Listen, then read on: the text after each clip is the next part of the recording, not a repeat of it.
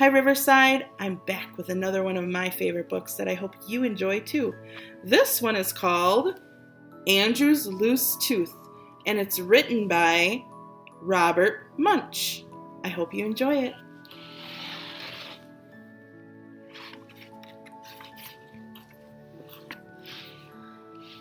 When Andrew came downstairs, there were 3 big red apples in the middle of the table, and even though he had a loose tooth, he decided to eat an apple. So he reached out, picked up an apple, shined it on his shirt, took a bite and yelled, "Yo! Mommy, Mommy, do something about this tooth. It hurts so much I can't even eat my apple." Andrew's mother opened up his mouth and looked inside. "Ooh, ooh, ooh," she said. "It's a loose tooth. I know what to do." She took hold of the tooth with both hands and pulled as hard as she could, but the tooth did not come out. "Oh, Andrew," she said, "I just can't get that tooth out. Why don't you try another apple? That might make your tooth come out." So Andrew reached out, picked up an apple, shined it on his shirt, took a bite, and yelled, "Yee-yoo! Daddy, Daddy, do something about this tooth. It hurts so much I can't even eat my apple." So Andrew's father opened up his mouth and looked inside. "Ooh, ooh, ooh," he said. "It's a loose tooth. I know what to do." He got a big pair of pliers and took hold of Andrew's tooth. Then he put his foot on Andrew's nose and pulled as hard as he could. But the tooth did not come out. "Oh, Andrew," he said, "this tooth is stuck.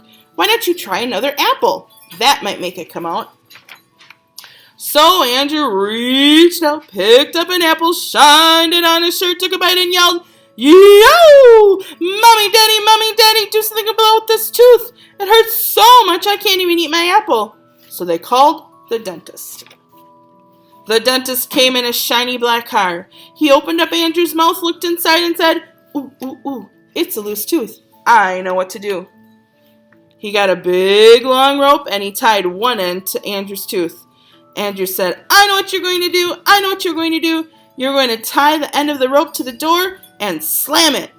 "No," said the dentist. "I'm going to tie it to my car." He tied the other end of the rope to his car and drove away as fast as he could. When he got to the end of the rope, his whole car fell apart. The dentist stood there holding just the steering wheel. Then Andrew's mother and his father and the dentist all said, Andrew, that tooth will not come out. You just can't eat your breakfast." Andrew sat out in the front yard looking sad. His best friend Lewis came along and said, "Andrew, what's the matter?" "Oh," said Andrew, "my mother can't get this tooth out. My father can't get this tooth out.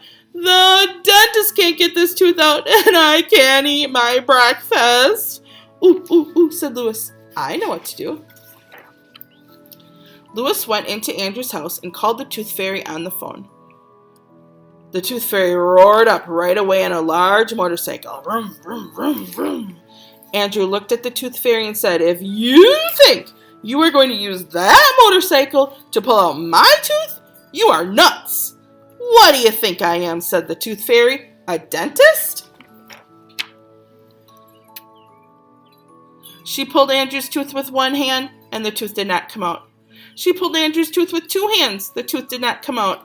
She got a large hammer off her motorcycle and clanged Andrew's loose tooth. The hammer broke into 2 pieces, and the tooth fairy still did not get her tooth. "Incredible," said the tooth fairy. "This is the first tooth ever that I can't pull out.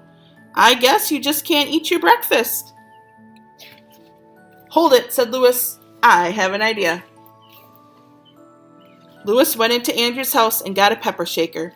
He pushed back Andrew's head and sprinkled pepper up his nose. Andrew went, "Ah, ah, ah, ah, achoo!" And the sneezed that tooth all the way across town. But the tooth fairy still got her tooth. And it looked like Andrew got to eat his apple. I hope you like that book, friends. Good night, Riverside. Sweet dreams.